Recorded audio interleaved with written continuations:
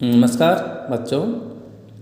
Last video में हमने वायुमंडलीय दाब के बारे में पढ़ा था।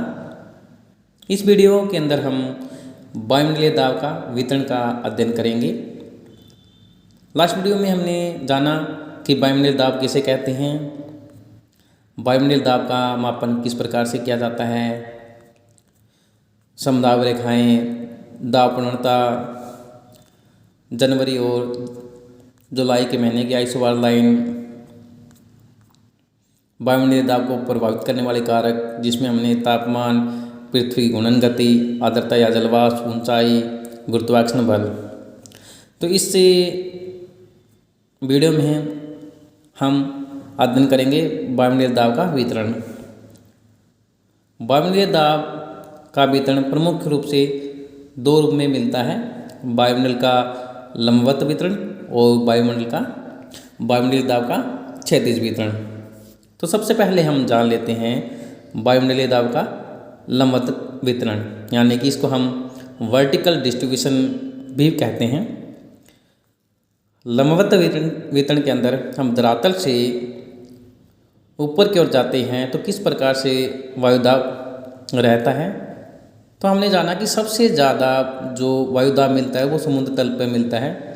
समुद्र तल पर वायुदाब 1 वर्ग सेंटीमीटर पर 1013.25 MB होता है। ऊंचाई बढ़ने पर वायुदाब कम होता है। 300 मीटर की हाइट पर माना जाता है कि 34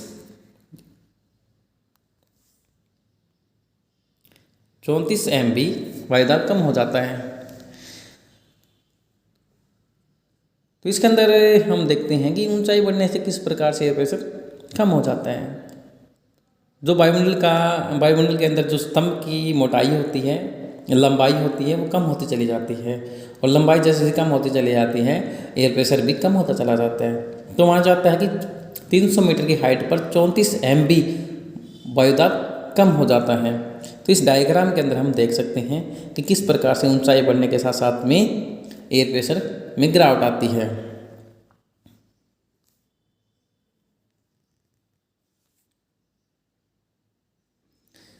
एक और हाइट बढ़ने से दूसरी ओर एयर प्रेशर में किस प्रकार से गिरावट आती है। सबसे ज़्यादा एयर प्रेशर हम देखते हैं 0 किलोमीटर, यानी कि समुद्र तल की बात है। जैसे जैसे सी लेवल से हाइट बढ़ती चली जाती है इस प्रकार से प्रेशर जो MB में है वो कम होता चला जाता है।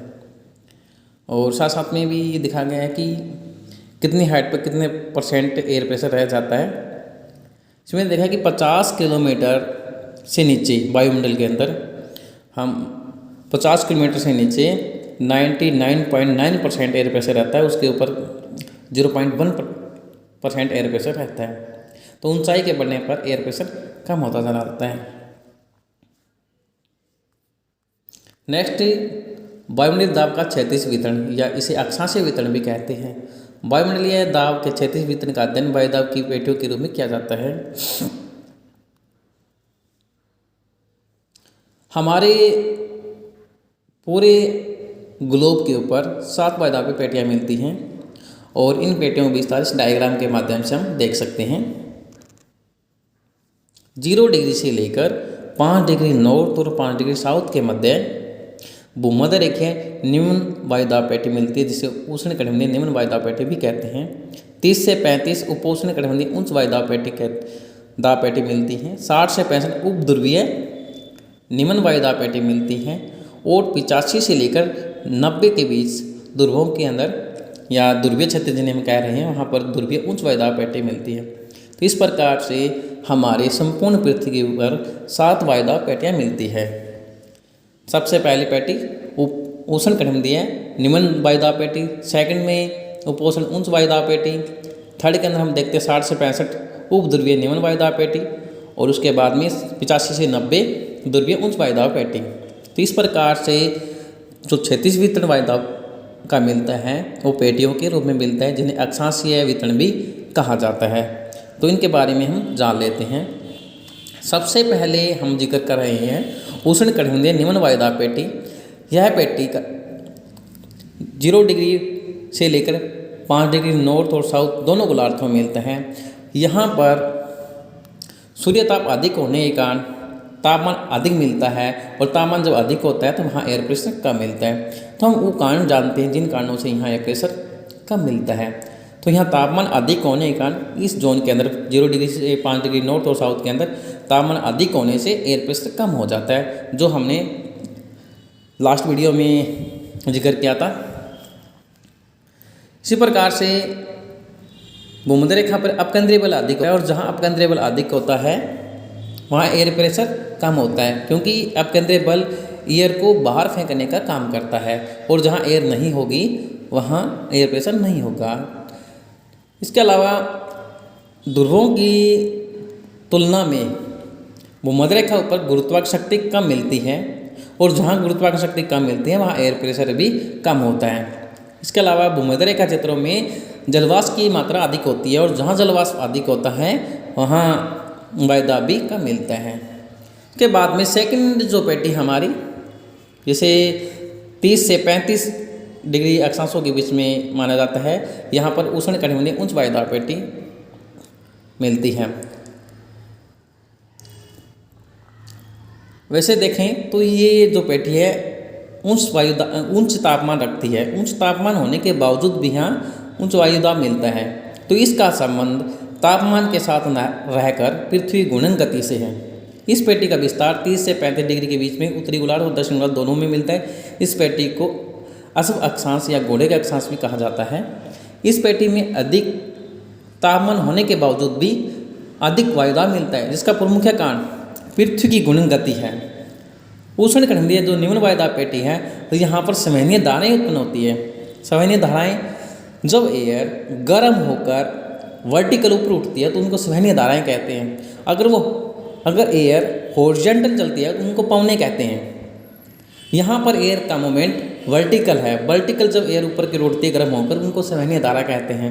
उष्णकटिबंधीय क्षेत्रों में तापमान अधिक होने के कारण वहाँ पर संवहनीय धाराएं उत्पन्न होती है, और ये संवहनीय धाराएं पृथ्वी घूर्णन के कारण 30 से लेकर 35 डिग्री,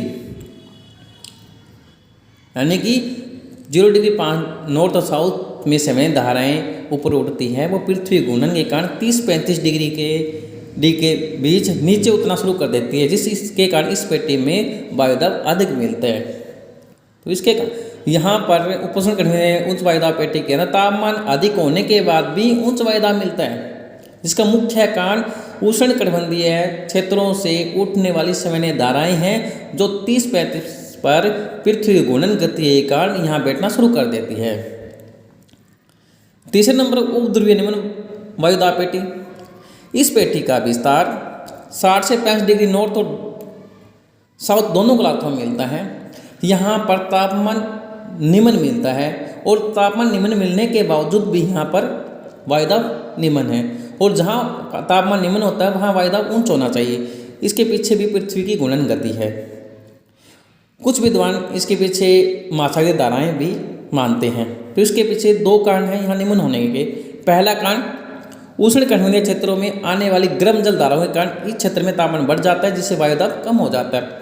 और सेकंड रूप में पृथ्वी की घूर्णन गति के कारण इन क्षेत्रों की वायु बाहर की ओर धकेल दी जाती है, इसी कारण यहाँ पर निम्न वायुदाब मिलता है। नेक्स्ट, ध्रुवीय उच्च वायुदाब पेटी।